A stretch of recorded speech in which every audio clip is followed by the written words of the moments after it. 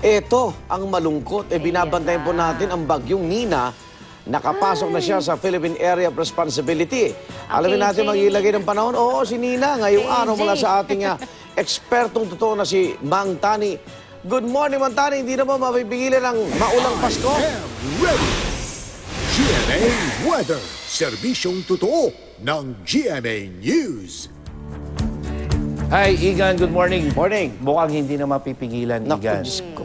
At ito na nga, itinuturing na nga severe tropical storm o mas malakas na bagyo ang bagyong Nina na nakapasok na sa ating Philippine Area of Responsibility.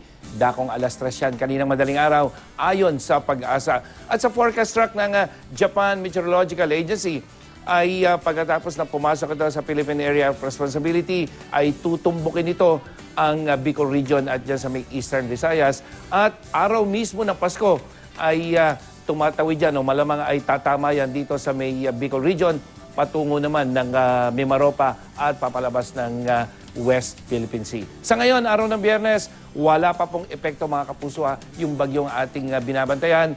Kayong maranasang ulan dito sa Luzon, may mga pag-ulan sa may Northern Luzon, dyan sa may Cagayan Valley at Cordillera, dyan sa may extreme Northern Luzon. Hindi po dahil sa epekto yan ng bagyo ko, hindi yung nagaganap na northeasterly yung umiihip na hanging amihan. At may mga mahihinang pag-ulan ka rin dyan sa may probinsya ng Aurora. At sa Southern Luzon, Bicol Region, may mga pag-ulan, ibang bahagi ng Bicol Region, maghapon yan ngayong araw ng Biyernes.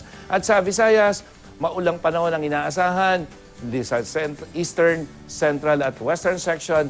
At yan ay dahil po, mga kapuso, sa nangyayaring easterlies. At gayon din sa Mindanao, na kung saan ang Eastern section, lalo na yung Caraga Region, at dyan sa may northern part, may mga pag-ulan sa umaga. Pero pagdating ng hapon, may malalakas na thunderstorm dyan sa may ARMM, Soxargen hanggang dyan sa may Davao Region. At din sa Metro Manila, maaliwalas ang panahon ngayong maghapon, mga kapuso. Mababa ang tsansa ng ulan at ang ating init factor, posibleng pumalo ng mahigit 36 degrees Celsius, Igan.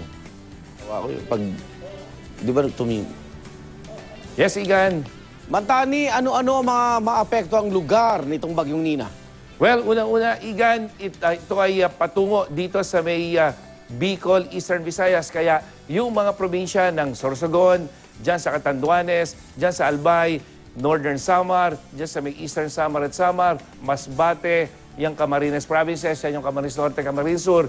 Yan yung mga unang lugar o probinsya na makakaranas ng epekto nitong bagyong Nina dahil dito patungo yan. Yan ay kung hindi magbabago yung direksyon at bilis yan. Kaya mga kapuso, itong binabanggit nating Bicol Region at Eastern Visayas, dapat po I am ready kayo dahil kayo po ang unang makakaranas ng epekto. Yung malakas na hangin at malakas na ulan na dala-dala ng bagyong Nina.